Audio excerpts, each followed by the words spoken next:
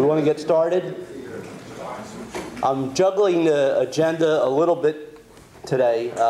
We have two speakers.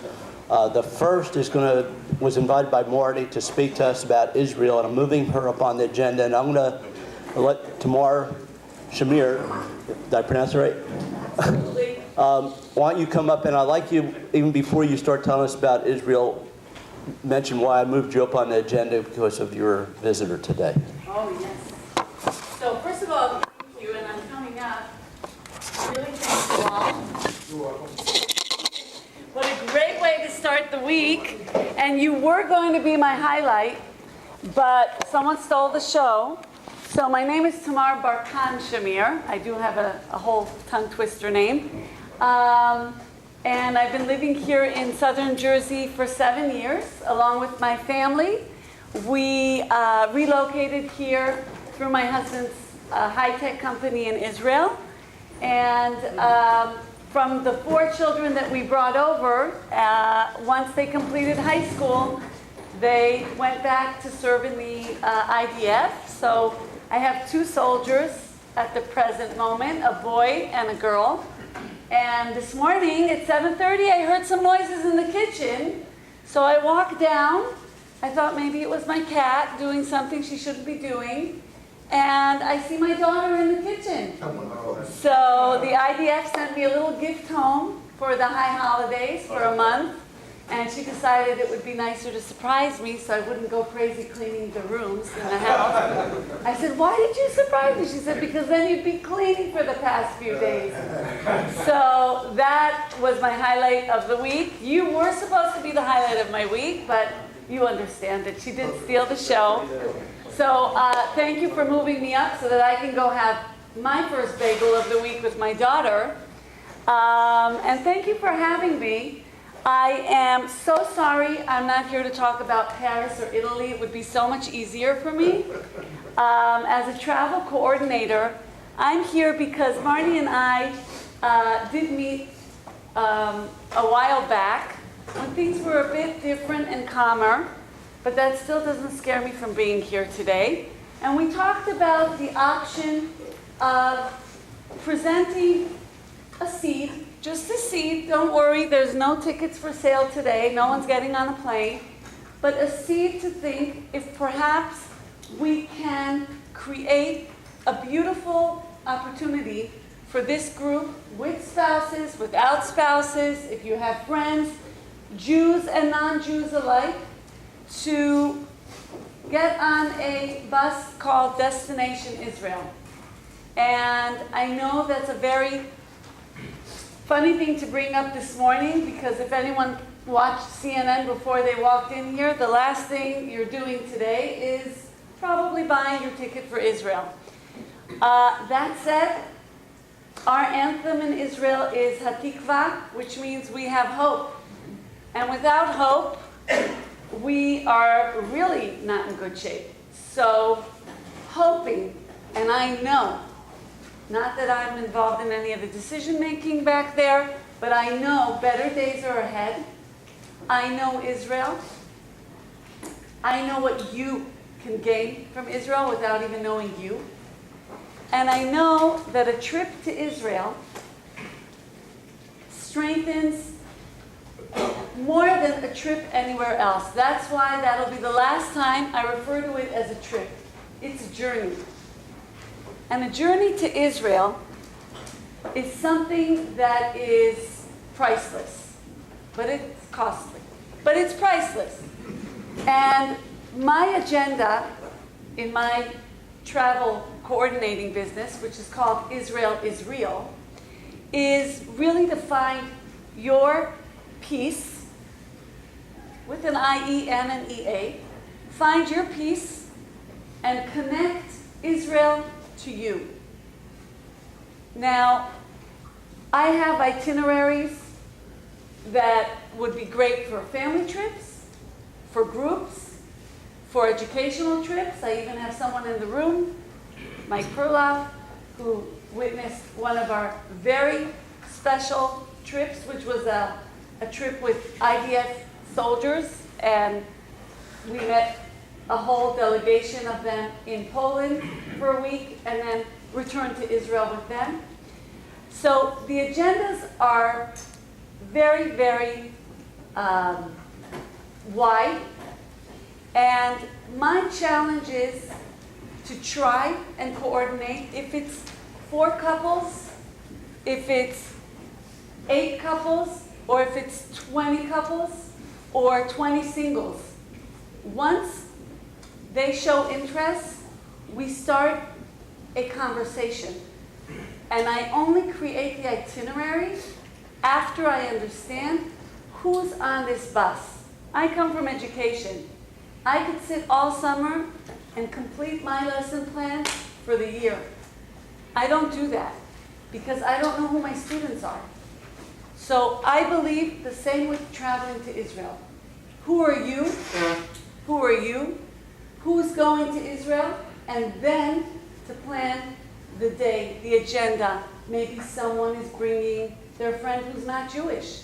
That could be of interest to everybody. So there's a way to combine all of the different agendas, but the best way is to do it very personally. And that's what I do. Israel is real because I want to know what it is to you. So what I'm offering is to plant a small seed and communicate with all of you some ideas, some links. It can't hurt. There's no rockets coming in through the computer. So it can't hurt to open up the links, see the beautiful, interesting, amazing sites, heritage, geography that Israel has to offer. Start thinking with hope for better days. And once better days come, Israel can't afford to then wait another year for people to start planning. So it's safe to plan, it's safe to dream, it's safe to hope, and with information that I will give to you, either through email or I can, for your next meeting, have some draft itineraries that, like I brought this time, that you could see what a 10-day land could include as far as sites, as far as your options. It's an amazing country to those who have not been. It's an amazing country to those who have been. It's the giving tree. Every time you go, you discover something else about the country, something else about the culture, something else about the people, and more important, something else about you. And that's something that doesn't happen to me. I've been to Paris 6 times. I enjoy it immensely every single time, but I don't change. When I go to Israel, something in me changes. So if you haven't been, it's time to think of going. If you're thinking of going but afraid to go, it's time to start hoping that things will eventually come to some kind of quiet. We do have a roller coaster effect in Israel. We go through these periods that the situation and our neighbors and our inside cousins have a serious conflict and a serious agenda on all sides.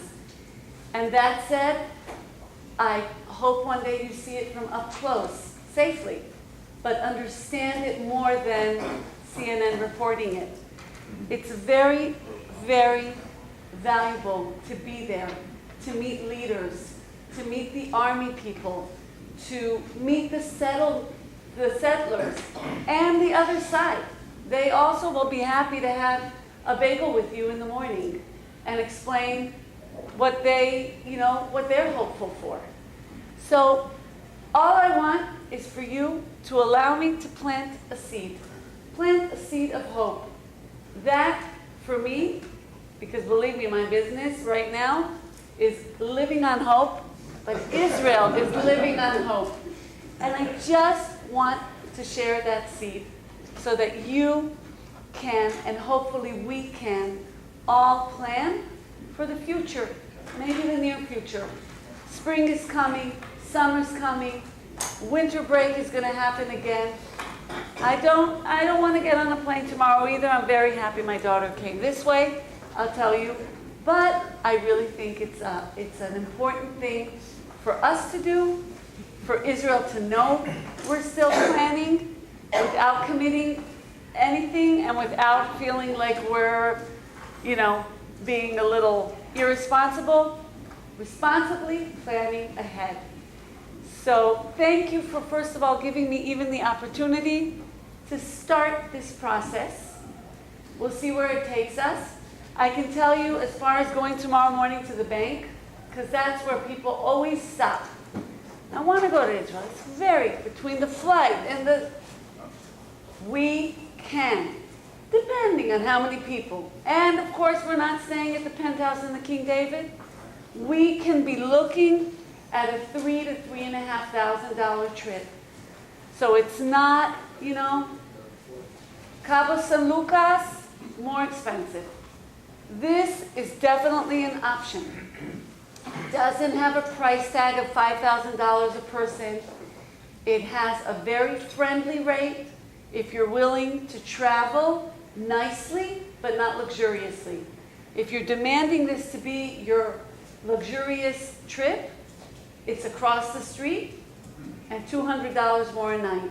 But you've got those options. So everything is possible. Israel is real. Israel is hopeful. I'm hopeful. I know we're going to see better days ahead, and I hope you will all witness them. So thank you for having me this morning. And when you see an email or a pamphlet from Israel is Real, I'm the little face behind it. Any questions are always accepted, and you can call me. Get that itineraries or things to us somehow? Yes. So what I'd like to do is, with the green world among us today, I don't want to just give out each one of you 6 pieces of paper that are going to be left behind or in the parking lot. I would rather send you an email with your options, explaining a little bit about the different price ranges. And again, we don't have a date. We have potentially a hope for a spring trip. It could either be a winter trip. Again, it depends on the students, right? When can you all, we'd have to find some kind of date that would suit everybody's planning. And the more the merrier. But we've got terrific Mercedes minivans for 4 people, for 6 people. So don't let the amount scare you. Every single one of you that can make it to Israel on a trip is worth my time.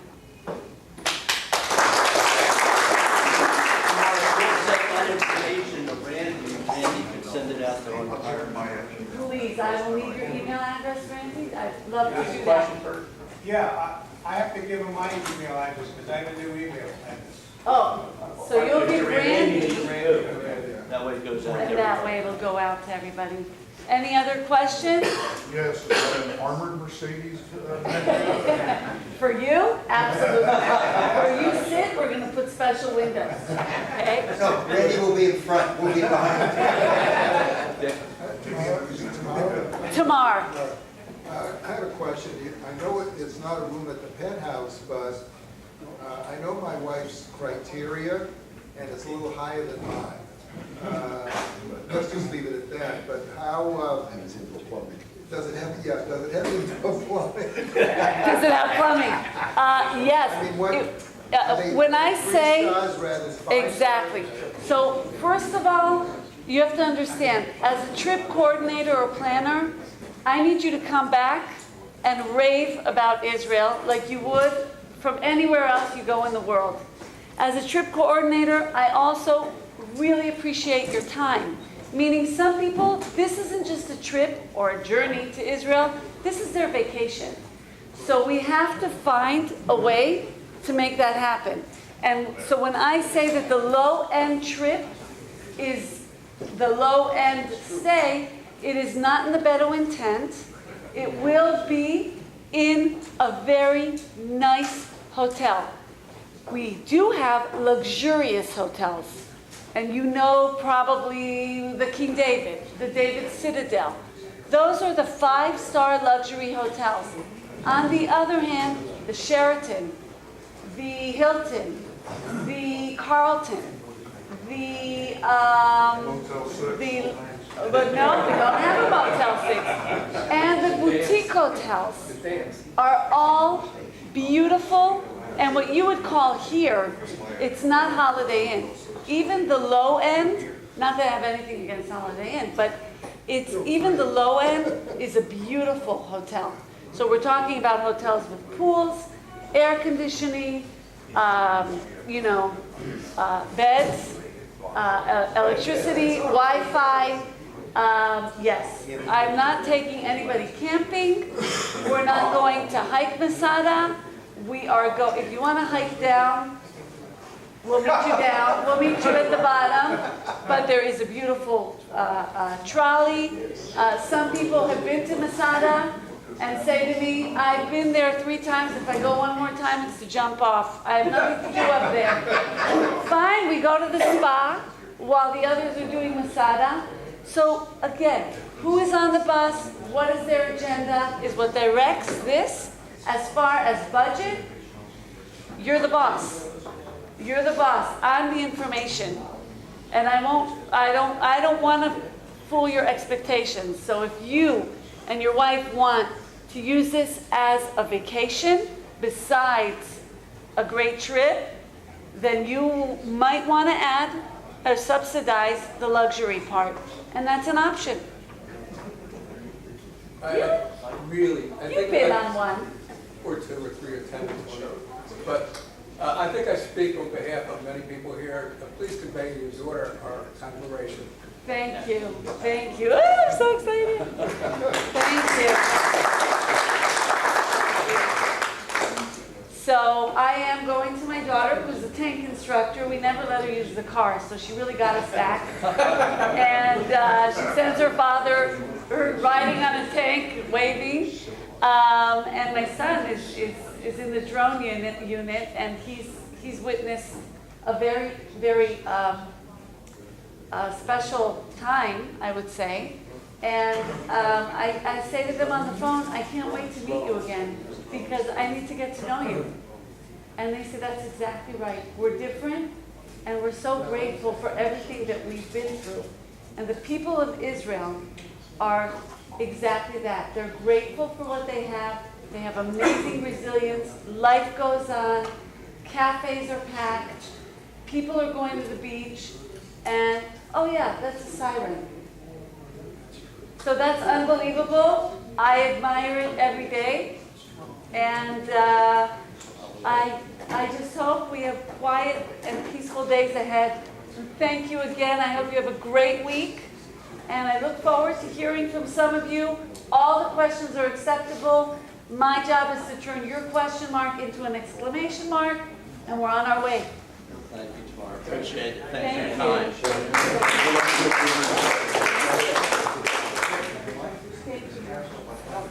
Okay, moving on with our agenda. Ed, can you give us a quick report on our finances? We have money. We still have money. Excuse me. We, at the board meeting this week, we passed a new budget for the coming year.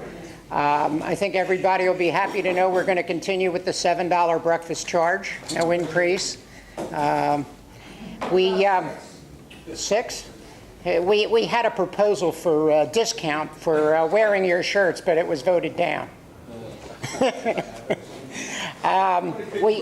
We also finalized the finances on the law enforcement breakfast that we had back in April, and we ended up with a $500 contribution to the 2 charities, which were the Goodwin Holocaust Museum and the Hero Scholarship Fund, $250 each, and the club netted a little bit over $500 from that breakfast, so that was successful. And new members, I think we added 1 since the last meeting, but we're up around 86, I believe. And shortly you'll be getting some dues notices, probably sometime in September, after the September meeting. So if you can get all your friends to attend at this September meeting, we'll start collecting dues. They're going to remain the same at 42. And that's about it, I think. Thank you, Ed. Good report. Dick, membership. Dick Knopf is our membership VP.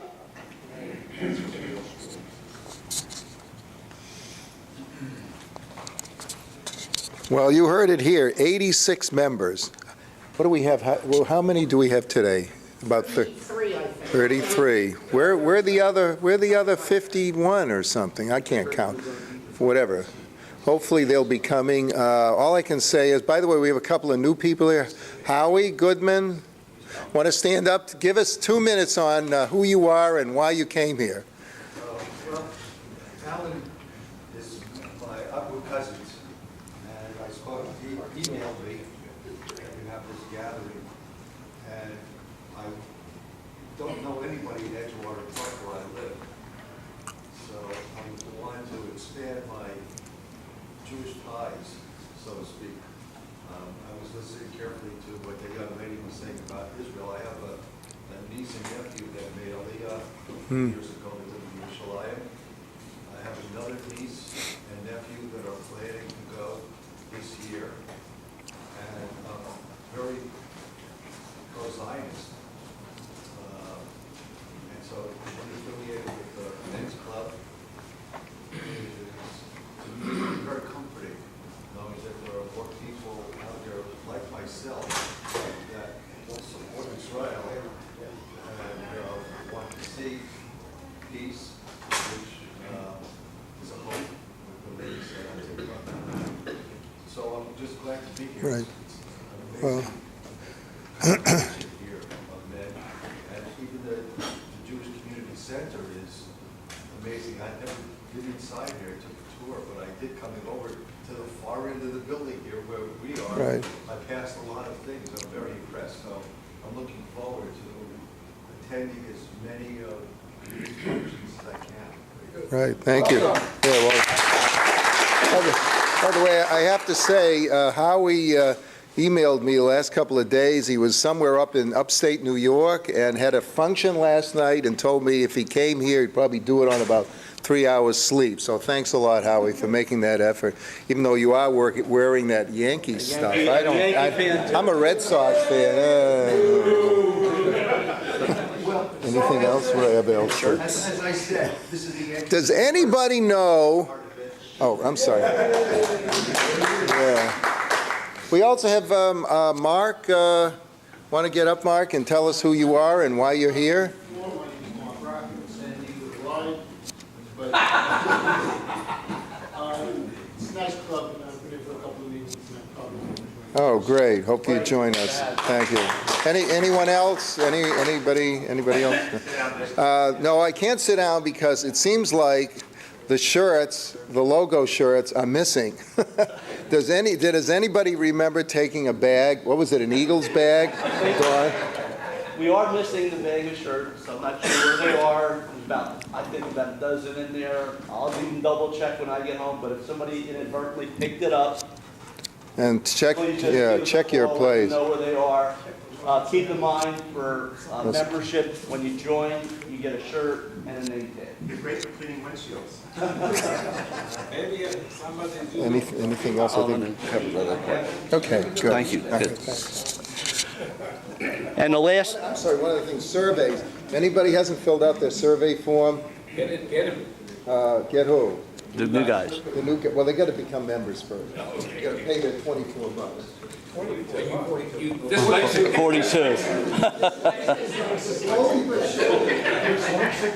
Just one other item on membership. A number of us, Ed and Barry Adler and I, met with representatives of the Senior Men's Club. Some discussions are going on about it. They're still deciding what their direction will be, but in the interim, they'll be here as guests, joining us, taking a look at what we're doing, and then if some type of affiliation could be arranged, we'd be happy to try to mutually accommodate that. Okay, next on the agenda, Maccabi Games. First, I would like to ask if anybody here was a host to a family or kids, would you just stand up, please? All right. Okay. Certainly appreciate that. Dave, any particular insights that you had as far as hosting? Yeah, he still has the silver and the gold. All I can tell you was a fantastic experience. I originally asked for kids from England because I was brought up in England, but I needed to keep them for a longer period of time, and I had a volleyball tournament I had to run the day before. So I said, no, give me somebody from America. They gave me two very nice girls from San Diego, and it was just a fantastic experience, and I would really recommend, if we ever have Maccabi Games again, I mean, it's been about 15 years since we had it last time, and you're still alive, and you have the opportunity. I think it's a great opportunity.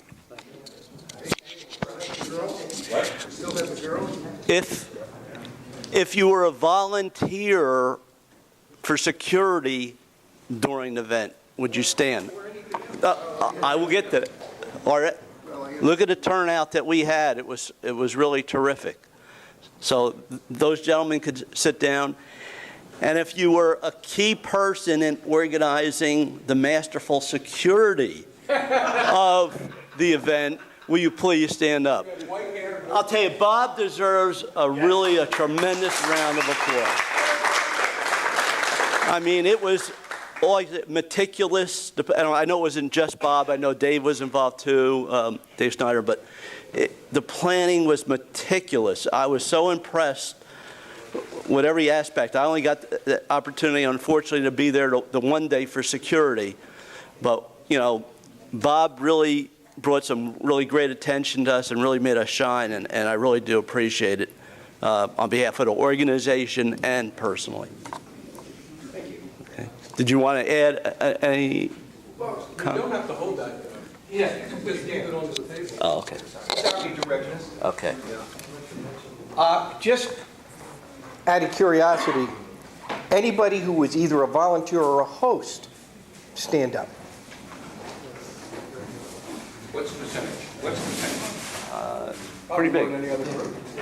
And there's some that aren't here that And I'm going to tell you that those who are here today represent about 60% of our turnout. We had by far the largest single group of people.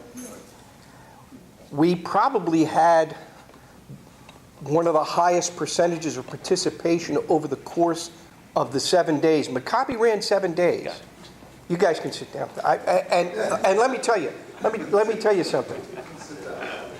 I appreciate what you guys did.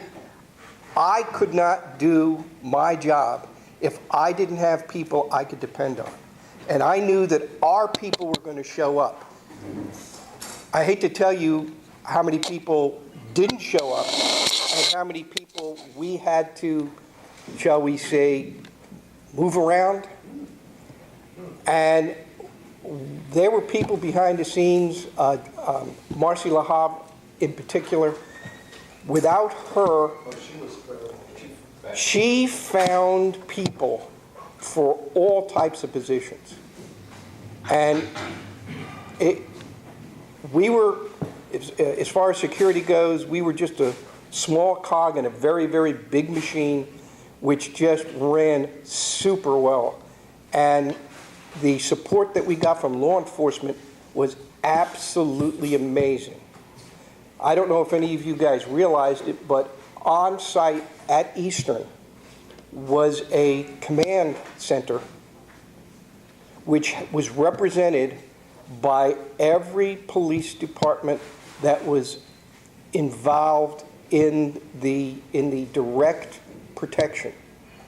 Then there was an off-site command center, which in addition to those people had FBI, Homeland Security, had the prosecutor's offices, it was just unbelievable, the number of people that were there. Emergency management was there. Virtua hospital people were there. And this was all off-site, just in case something happened. And knock on wood, we were extremely fortunate.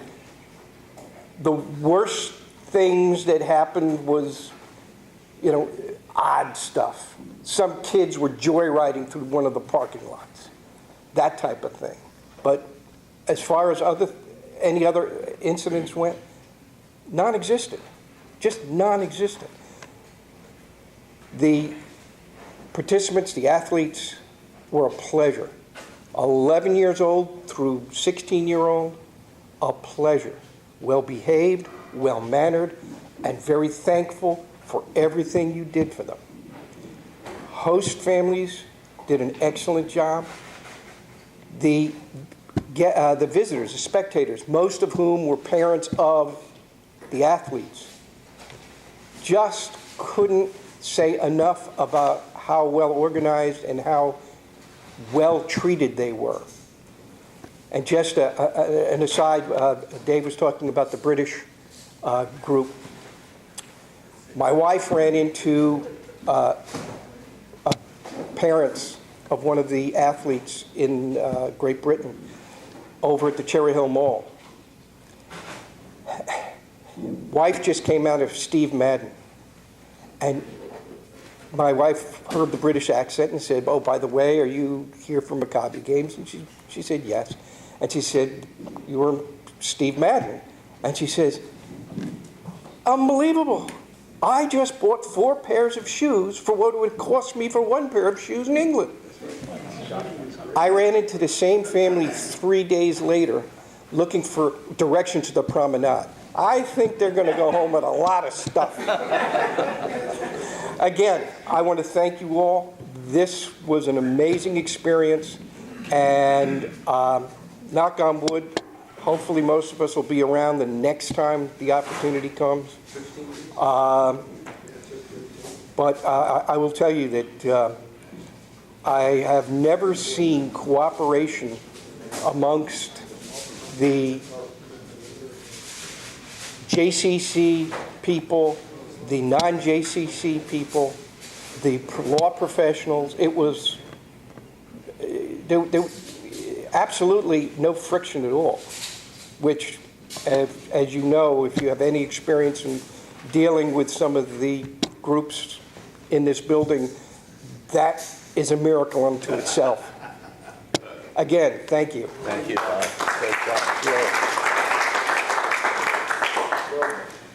Okay, before I have Dave speak on the JAG report, I want to announce Tour de Schools is September 21st, and I see our participant, our captain, Alan, is in the audience. Al, did you want to add anything? We have a website for donations, but please. Actually, what I'm going to do is, I'll look it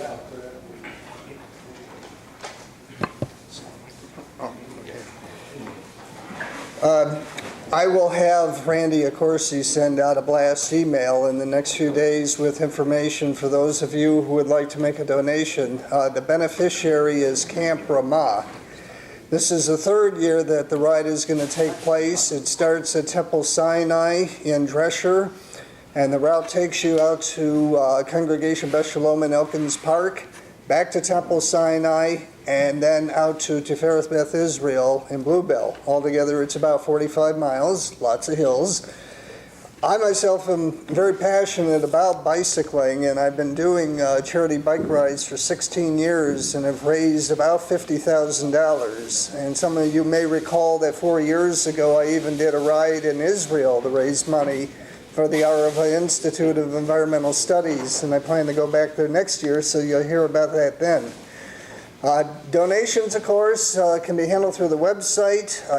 I don't know how much I personally have raised because they have a very primitive site, but I will have Randy give you the instructions so that you'll know how to make a donation. Any questions? Yes? What are the donations for? Camp Vermont. What's that? I think it's the one up in New York. No, Poconos. Poconos. Is Poconos not in New York?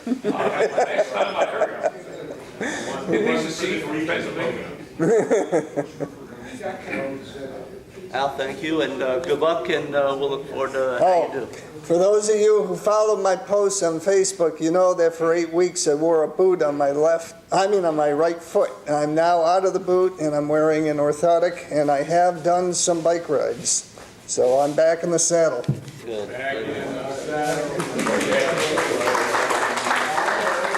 Dave, JAG activities real quick on us?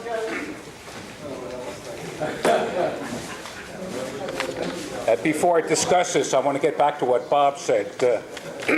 We're tying two things together. We have an annual law enforcement appreciation breakfast every year where awards are given to the law enforcement community in the area. And this year we're going to be giving an award to the people in charge of the community event, the Maccabee Games, because they did a fantastic job, as Bob just discussed. So it's kind of tying together what we've done with what we will be doing in the future. As far as JAG goes, the prime thing that most people know about JAG is softball. What's JAG mean? Oh, very good. For those of you that are new, and there are some new people, JAG stands for the Jewish Athletic Group. It's an organization made up of men's club throughout the area, whether it,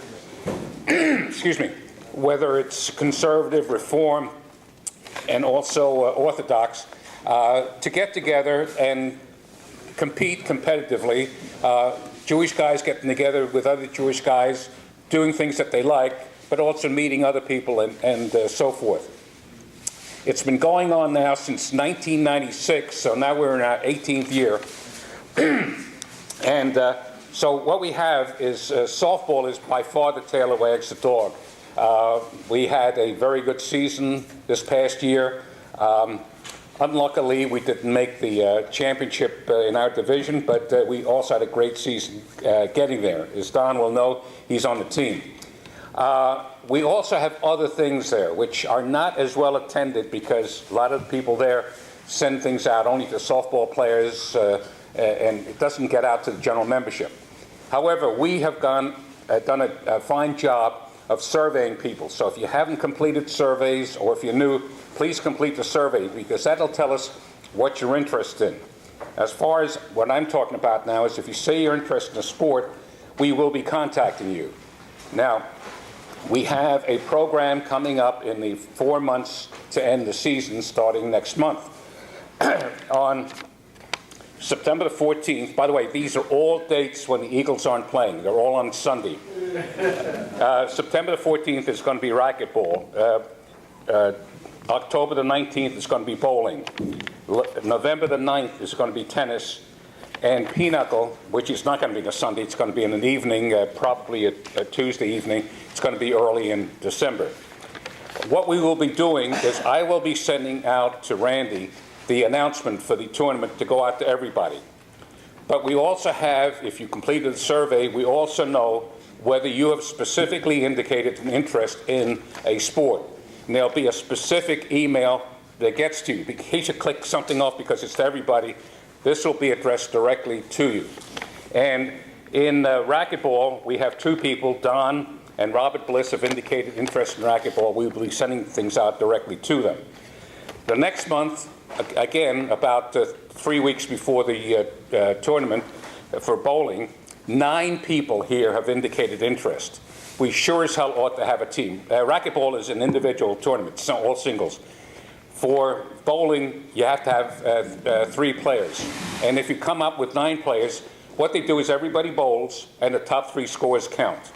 And I clearly hope that we get a fantastic turnout for bowling with 9 players indicating interest. From there on, we go to tennis, which will be doubles. And then pinochle. Pinochle, we're the current champs. We are the champs. Okay. Alan and I are champs. Some other people not as good, like Mike Perloff and Gary Sternberg and so forth. They didn't finish quite as good. Pinochle is work. Pinochle is a competitive activity where we compete against other Jewish guys. Is that okay by you? You have to exercise your brain. Hey, somebody got a paper cup. I've got paper cut ones. Okay, that's about it, and I hope people will respond. Because even if you didn't say you're interested in racquetball or bowling, if you're interested, please respond to the survey. Who started that? I started that. Mike Perloff one year said, can you do it? I said, I can do it if you give me names of some people at other clubs. And we had a meeting in 1996, and the first year we had a softball tournament, and it was interesting. We had a team, Beth Tikva had a team, McCoy Shalom had a team, and Beth El had half a team. However, we had a team and a half. So we gave half of the team to Beth El so there'd be a fourth team. Would you believe it? That team made up of Beth El and South Jersey won that tournament. Thank you, Dave. Ed, do you have anything quickly on JCRC? Because we're going to get to the speaker.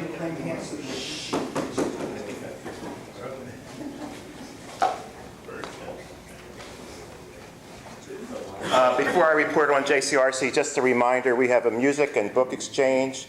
Only a few things were brought in today, but there's still 2 books back there, so take them before we end the program today. Also, we're collecting for Yellow Ribbon Club and toiletries and cosmetics and things like that. Oh, eyeglasses and cell phones. Okay. In terms of the JCRC, they did not have any board meetings over the summer, but they've been very, very active, especially with regard to the issues of Israel today. So 2 things quickly. I'll give Randy an email to send out. There's going to be a joint project between the Jewish Community Relations Council, the Anti-Defamation League, and the Jewish Federation of Greater Philadelphia. They're going to do a security training with regard to the high holidays. So they're asking anybody individually or representing temples, schools, or any other organizations, if they're interested. It's a free training. It's going to be held in September, and I'll send a notice out through Randy. Also, there's going to be a fundraiser for the Holocaust Museum here in October. Again, I'll send Randy a notice. It's a March of Remembrance. It's going to start, they bought a brand new building right down the street. The march will be from that building to the Holocaust Museum here. It'll be Sunday, October 5th. They're asking for people to do the walk.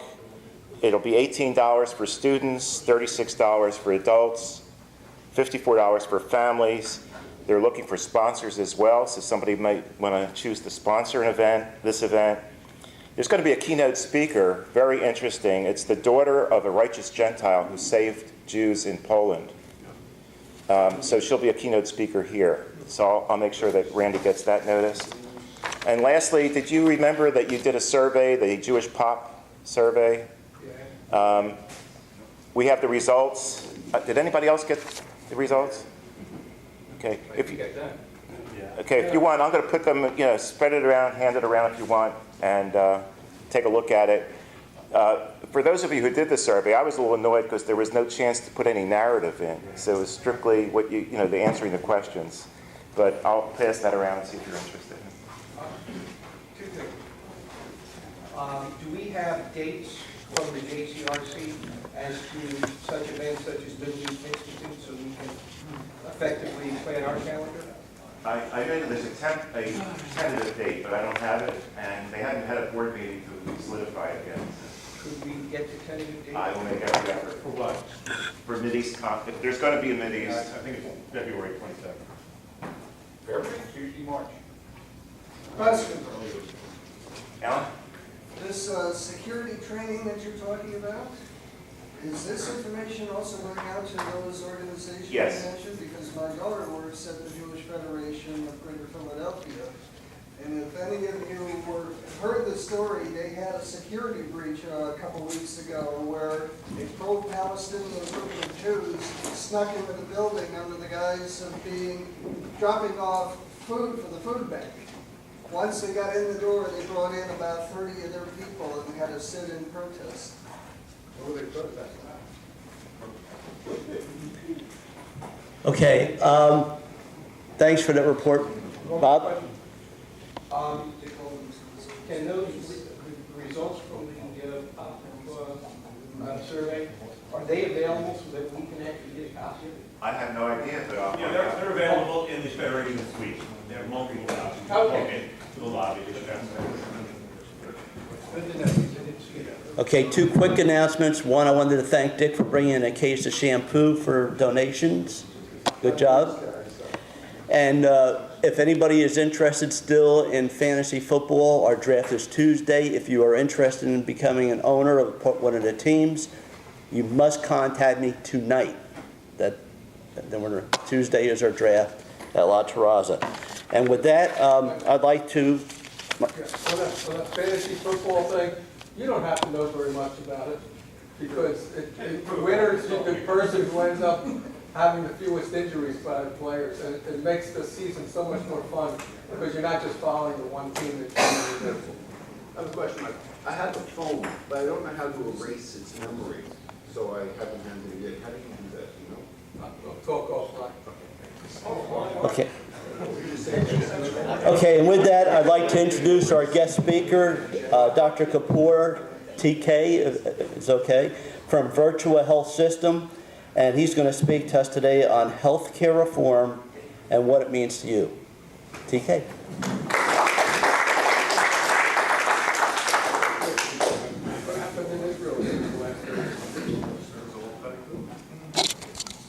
I'm a bit of a wanderer, so as long as my voice is projecting okay, I'll just keep this up here, and we should be okay. So I appreciate all of you agreeing to spend the next 8 hours with me as I talk about healthcare reform. And you know, when David and Don asked me to come by and talk about healthcare reform in what we're going through right now, and I said, well, what time frame did you want us to talk about? And I said, we're about 15, 20 minutes. So what I was going to do originally was I had some slides, and I said, you know, that's just not right to put through a group of anyone going through a slide presentation on a Sunday morning. All right, so what I want to do is I'm going to talk briefly, very briefly, for about 5 minutes about what are some of the major things you should be thinking about with healthcare reform. But really, I wanted to open up and ask questions for this group to answer. What are the questions that are not getting answered in your mind based off of what you see on the news and what's going on? So let me start with a brief caveat and ask 3 questions for this group. How many of you here enjoy being sick? Being sick. All right. For the camera, no one raised their hands. How many of you here actually, specifically not only being sick, but how many of you enjoy paying for health care?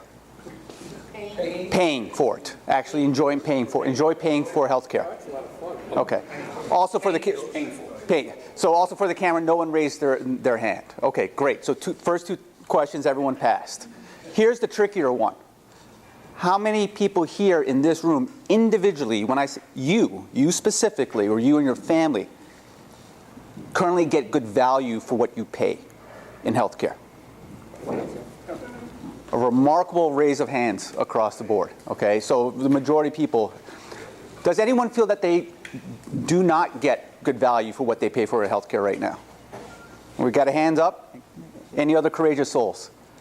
Well, I'm going to put my hand up too. Okay?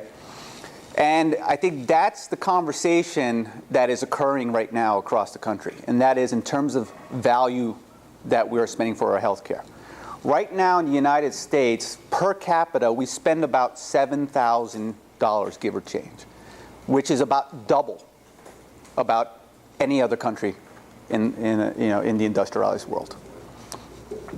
Right now, the people who actually pay the most for health care in the United States system, believe it or not, are not the people in this room, are not the consumers of health care. There are 2 major payers for health care in this world. There's the government for governmental programs such as Medicare and Medicaid, and then there's commercial insurance, right, for the insurers. So for those of you who have your plans or family's plans through an employer, they're the ones who are paying. Both of those groups have said unequivocally, we are paying too much, or we are not getting the value we want. They have said it unequivocally. And there's going to be a shift. Right? So the government says we're not getting the value we expect, And the example I use on the private side is Walmart. And I always say, wherever Walmart goes, so follows the country. Walmart has said the exact same thing. We are not getting the value that we need out of healthcare spending. And you all see some of the announcements from Walmart last week.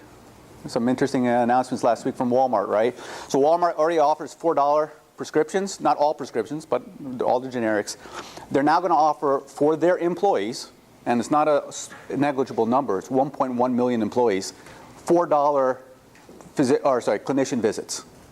Right, so nurse practitioner visits in Walmart, you can go get seen for $4. Plus, they're probably going to add therapies. One thing that you probably all didn't realize was also going on is Walmart also said, for our 1.1 million employees, if you need to have a knee replacement, spine surgery, or cardiac surgery, we'll give you one of 6 places to go to in the country on our dime. All right, so we'll fly you there. We'll fly a companion out with you. We'll pay for your rehab. If there are any complications, we'll take care of that as well. And then when you come back, we'll make sure that you're plugged in back into the system. Oh, and the places that they got on board for this program aren't slouches in healthcare either. Mayo, Hopkins, Cleveland Clinic. All right, not bad places to get your procedures done. So going back to that initial premise, the government payers and the commercial insurance payers have said, we are looking for better value for what we're spending right now. And the reality is that because that money has constantly been going to pumping more and more money into paying for healthcare, that's money that has not been translating into the paychecks of working Americans. And that's just the reality of it, okay?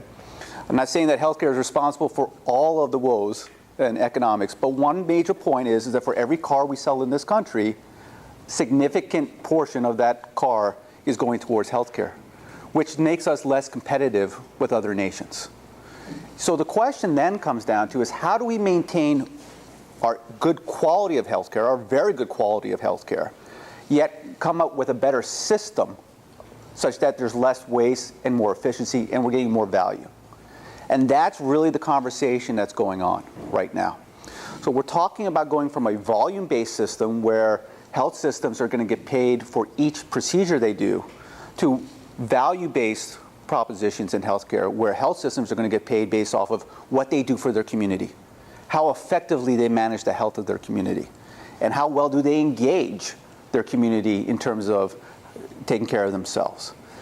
So then there are 2 shifts that are now happening, and you can see that the entire world is, at least the corporate world, has opened their eyes to this to say, there are some interesting ways, and we're going to challenge healthcare, the traditional healthcare folks, to think differently.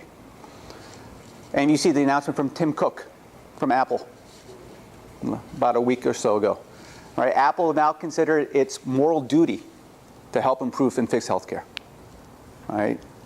Other statements that have come out from healthcare. Walmart, we talked about. CVS, Walgreens, you know about their minute clinics, right? CVS just gave up $2.some billion in revenues by stopping selling tobacco. They're coming. They're coming to challenge.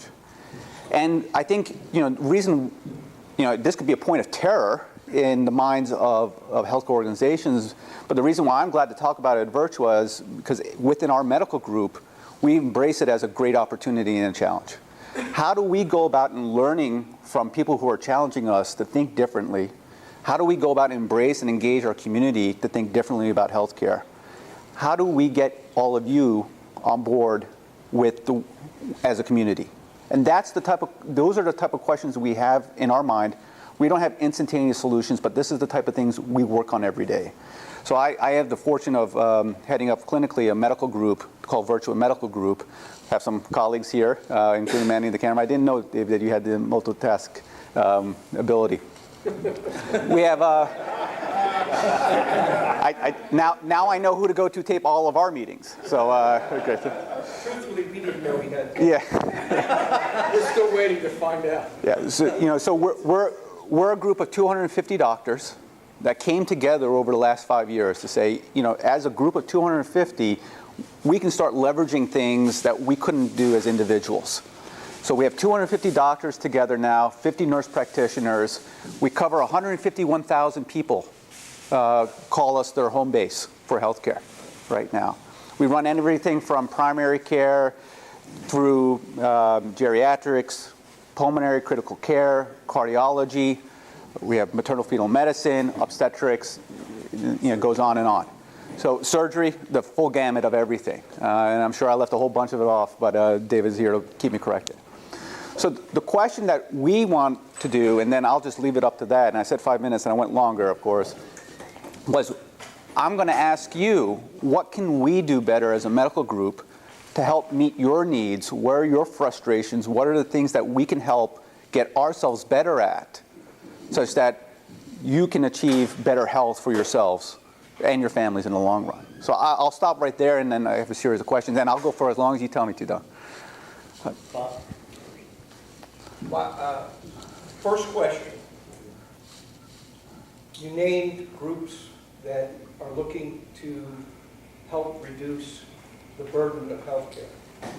But one group that you didn't mention at all, what about Merck? What about Bristol Myers? What about the major drug companies who charge astronomical amounts for their medications here in the United States? Yeah.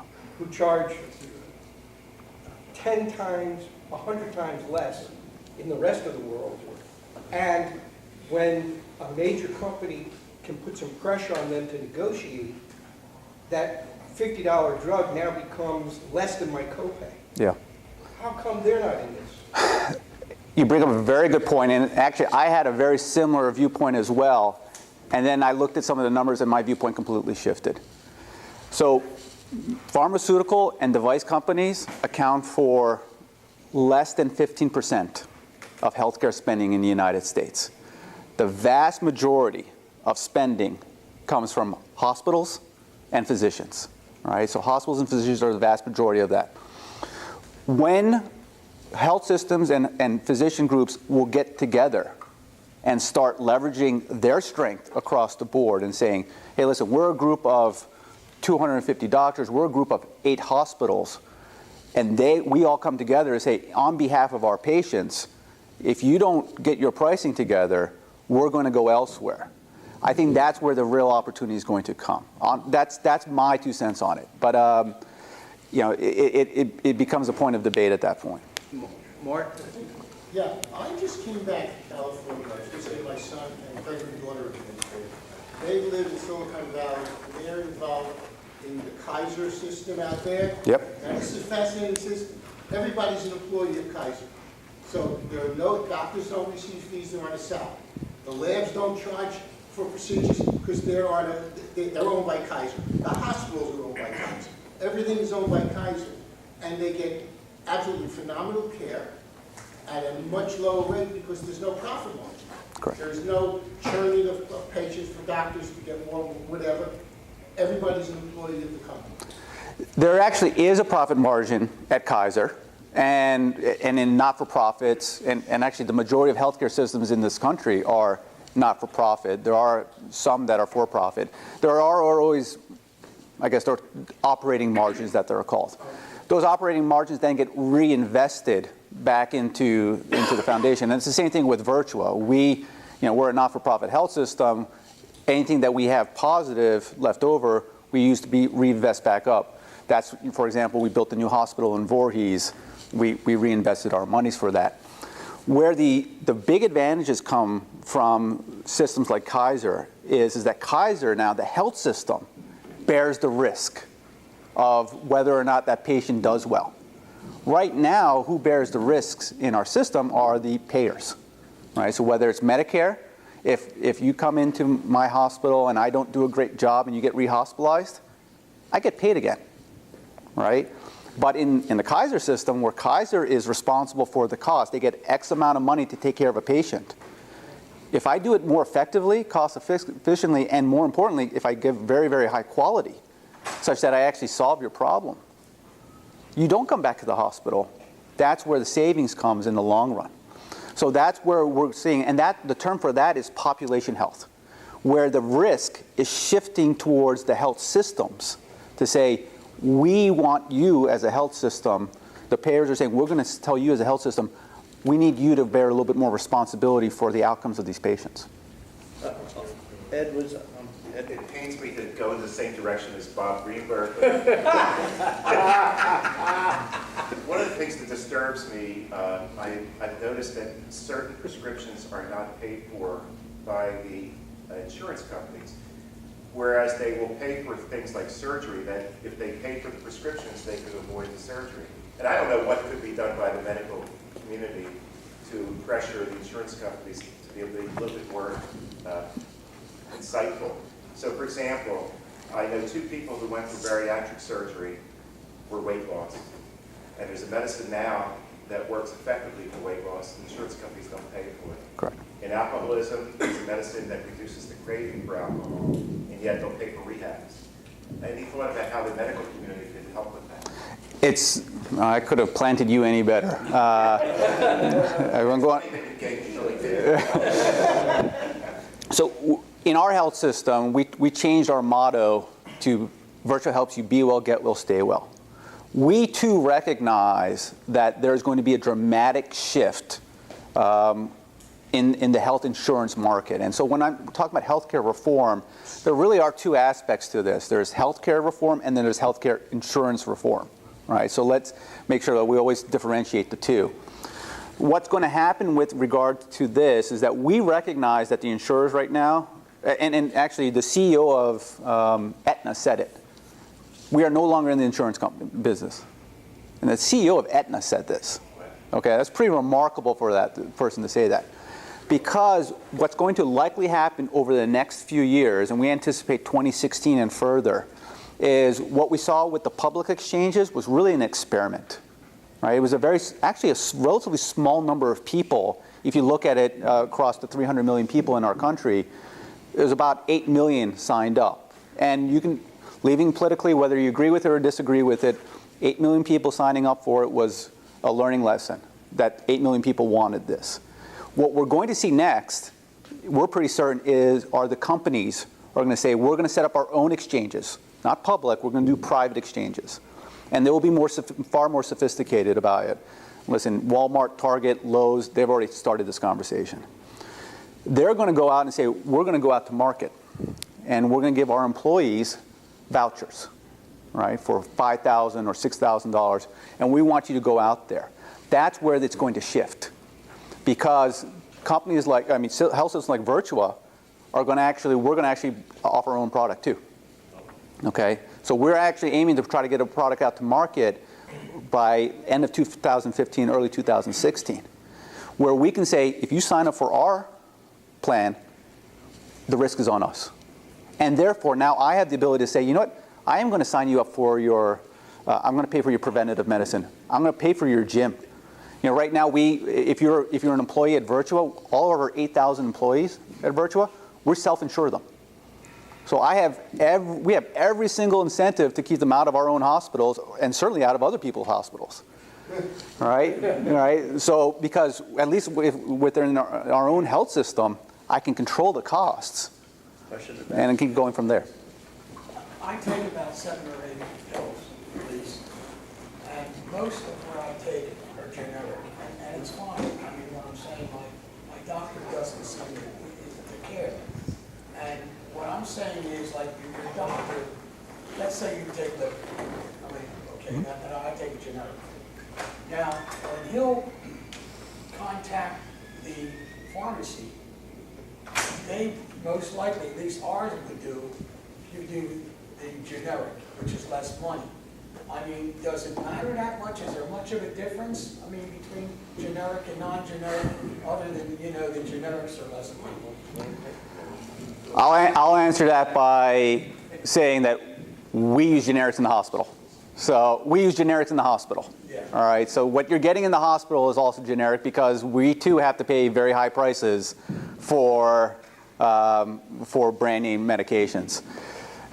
Boy, that is a very lengthy conversation in terms of bioavailability, biopharmacokinetics, and I'm just going to have to defer that one a little bit. For the most part, they're pretty good. Are there variances? Absolutely. But for the most part, they're quite good. strange question. Is there any reason to believe that with healthcare becoming more organized and doctors now having to face perhaps more restrictions, that the medical profession will become less desirable for our best and our brightest in the future?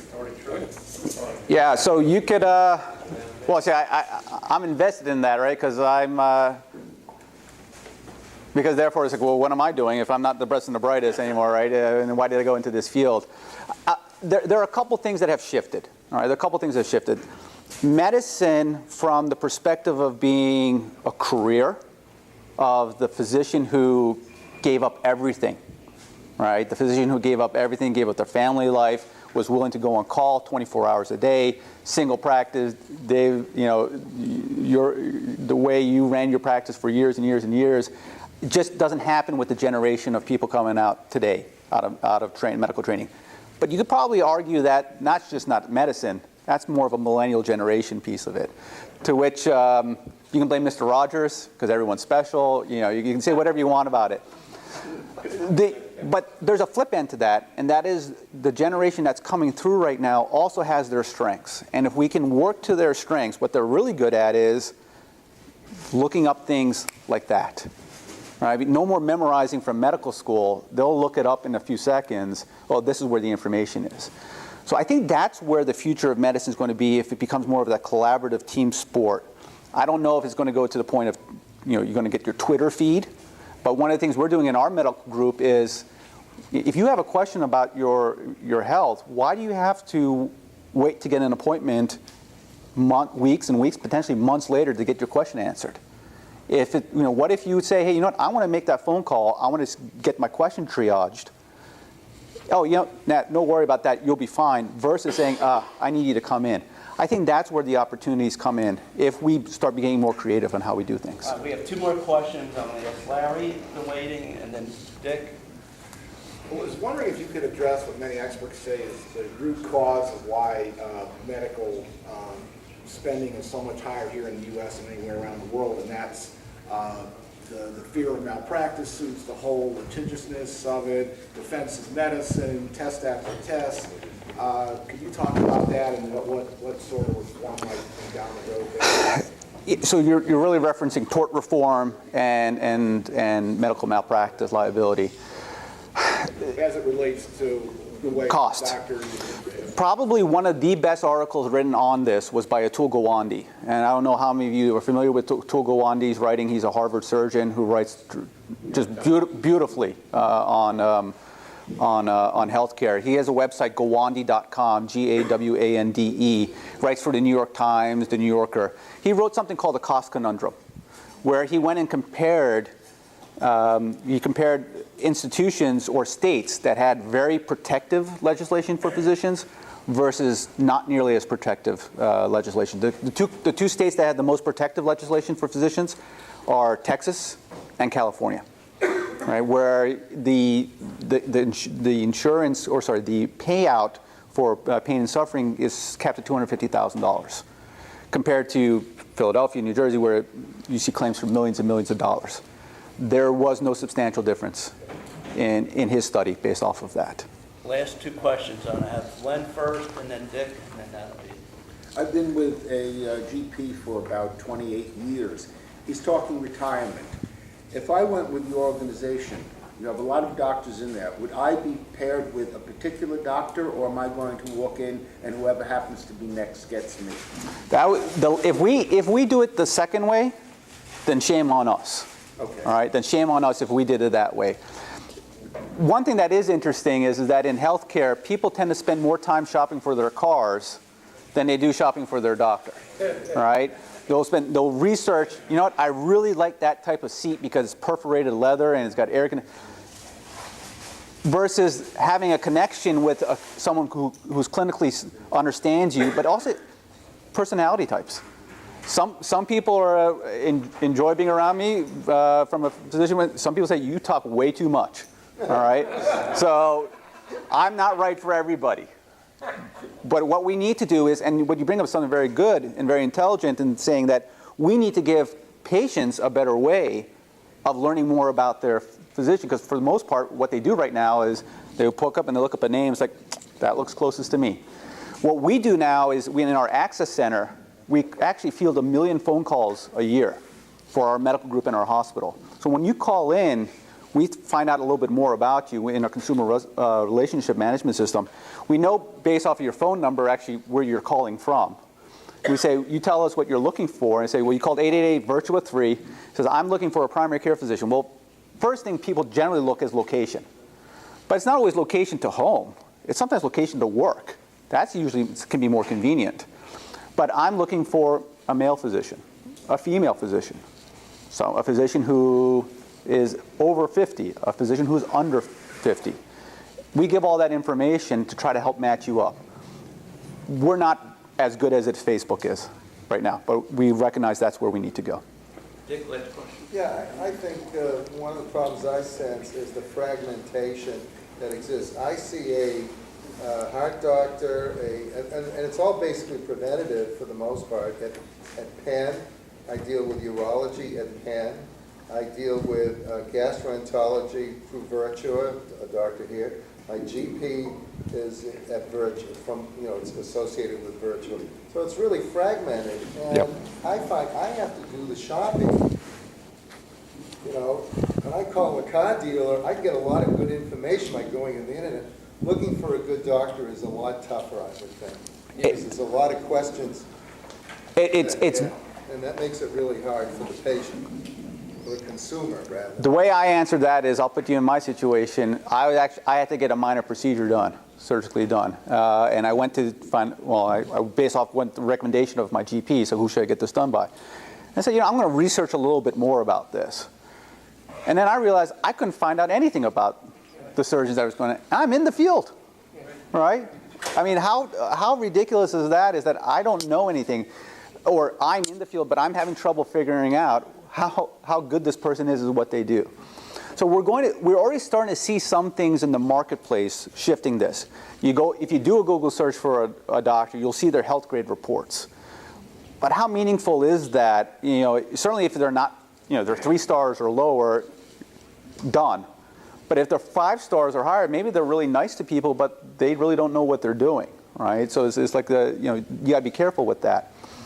What is also going to start coming out more and more now are outcome measures. So how well do we measure things? So for example, one of our best relationships is with our joints, our joint replacements. Our Joint Replacement Institute currently runs 99th percentile satisfaction 7 quarters in a row. Right? No one else in the country is doing that. They've had literally, I can count them on one hand, the number of infections they've had after a procedure. All of them have only been in the skin. None of them got into the joint. Okay, I can tell you that their cost of doing a knee replacement is thousands of dollars less because they don't have to reoperate because they got it right the first time. Those are the numbers that are going to start showing up in terms of this. And the reason why it's going to show up is because you as the consumer are going to have ever more incentive and liability in it. Because you may end up, instead of having a $100 copay, now have a $500 copay. Or a $5,000 deductible. So consumers are going to want to know more and more, if I'm going to spend this type of money on this, am I going to get value? All right, so. Well, that's fine, but those of us under Medicare, and there's a lot of people here that fit that model has to change too, because I can go from doctor to doctor and I get a bill for $10, $50, maybe $50 bill. So there's no incentive for me to eliminate some of those visits. Or to centralize my activities instead of going all over the place. So what you bring up is a very interesting point, and it's actually a conundrum for us as a medical group. In Medicare, the patient doesn't have any financial forcing or incentive to go in, but guess who does? Me, because I'm at risk. So what I have to do is, much like someone who at Nordstrom, or Neiman Marcus, or Disney, or Wawa, there are places that you are loyal to. I know as a consumer there are places that you are loyal to, and there's a reason you must be loyal to them. Because they provide you good service, they treat you like a human being, they get it right. We in healthcare have to do the same thing. So for example, my thought is if you come to my group and you go to see my GP and my virtual medical group doctor, virtual medical group surgeon, all of your electronic records are in one place, right? So one patient, one chart. So yeah, Penn's great. They're fantastic at what they do. Maybe I can argue I'm really good at what I do too. And if you stay within my system, I have all your records, and you'll never go anywhere with them. So those are the challenges that are incumbent upon us. Take care. Thank you. I am so sorry. I could go on for. Oh, that's very kind of you. You have one other task for you to do. Oh, fantastic. Oh, yeah. Oh. Second to go. One more. Think a little. All right, here we go. Good, thanks. And if you'll pull out 50, oh, man. do not read the number. I'll take the number because there's still more to our agenda. All right. Thank you so much. Thank you guys. Appreciate it. All have a wonderful weekend. All right. Take care. Wait 1 second. There's been quite a few things happening since our last meeting. If you recall, at the end of the last meeting, we had people stand up and read the names of, I think it was 43 soldiers and civilians that had been killed in the Gaza fighting. The latest number is now 68. Then since our last meeting, there's been 300 extra rockets fired into Israel. And there's been a population flight. There's now quite a few displaced persons in Israel. From around Gaza, approximately 70% of the population has left the area, just packed up and left. Some other things, you recall that most of this started back when there was the three students that were kidnapped and eventually killed, and Hamas just recently, this week, announced that they did plan it. All right, that's one thing. Another bit of information is that since this started in the beginning of July, there's been 3,800 plus rockets and mortars fired. 3,800. And most of these could destroy your house. So just imagine that. A few more things. Tuesday morning was the 11th time that the Islamic Resistance Movement, which is Hamas's real name, that the Islamic Resistance Movement violated or rejected a truce. One of the last few things that you'll be surprised to hear that Israel has sent in, since July, almost 5,000 large truckloads into Gaza of humanitarian aid. I know many of us think it's the wrong thing to do. War is war. But it's what they've been doing. You won't hear that in the media at all, will you? No. Okay? Just supply electricity and gas on daily basis. That's true.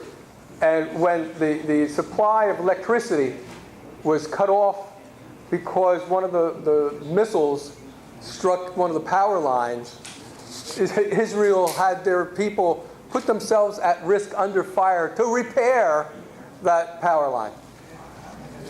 Now, somebody mentioned about Rosh Hashanah coming up. Well, on September 1st, next month, a few weeks, there was scheduled through those 30 tunnels to be a massive terrorist attack. The tunnels were coming up under 6 southern communities, some of them in schools, and they were large tunnels, and there was supposed to be as much killing and kidnapping as possible. And the Israeli security people estimate it would have far exceeded what happened here on 9/11. And they found in these tunnels huge amounts of sedatives to tranquilize the kidnapped people, and handcuffs, and just by luck, all this occurred. If it hadn't been for that kidnapping, and it hadn't been for the riots, and it hadn't been for the missiles, on Rosh Hashanah, think about it, that would have occurred. Thousands of people would have been killed. And the last thing was that, remember the kidnapping of Gilad Shalit? He was prisoner for 5 years and then released. Amongst the people killed in Gaza were the commanders who planned that operation. Yeah. Yep. And that is it for this month. Mike? Yes, sir. There was a report that a number of Palestinians in Gaza were killed by Hamas because they were actually spying for Israel. Yes, the number so far is 18 recently, and they're just doing summary executions. They started having courts, and then they just announced yesterday that they're not going to bother with the courts anymore. If they suspect people of being collaborators, they're going to execute them. It's appearing that our media is treating what Hamas is doing, the Islamic resistance movement, as somehow different than what the Islamic State is doing in their massacres. It's the same group, basically, with different names. Is there any evidence that they really were spying for Israel? I doubt that we'll be able to see transcripts of the court proceedings. Mike, Yes, sir. I heard on Fox or CNN that Hamas stated that eventually in the near future, maybe it's Jewish holidays, they have tunnels that they haven't destroyed. They're going to go into Israel and do their thing. They're not nice people. They got to remember, the Nazis, they didn't have it at public that they wanted to kill all the Jews, did they? These people do. Their charter, their foundation document says Jews should be killed wherever they are found. Period. Not just Israelis, Jews. They're more blatant than the Nazis were. Okay? Yeah, I understand that all these people are very concerned about human rights and people in charge mistreating other people and so forth. I'm wondering where all the exhibitions of support are for all those people that get slaughtered by ISIS. I mean, where are they on campus? Where are they in the middle of the towns, yelling and screaming, we ought to do something about these people? Well, it has to do with their moral judgments, and I believe that if you can't blame Jews, why complain? That's right. But that's a whole other thing. One last thing has nothing to do with this, and that is I'd like to find out anybody who's interested in helping to develop a club newsletter. Please see me at the end of the meeting. Thanks. And now we can do the 50-50, eh? 50, ready? I'm going to read you the last three digits. 661. That's not right. 661. I got two of those numbers. How about 692? If nobody else has, I got two of those numbers. Oh, I visited again. Sign her up. He's got it. 41. Anybody know anyone else?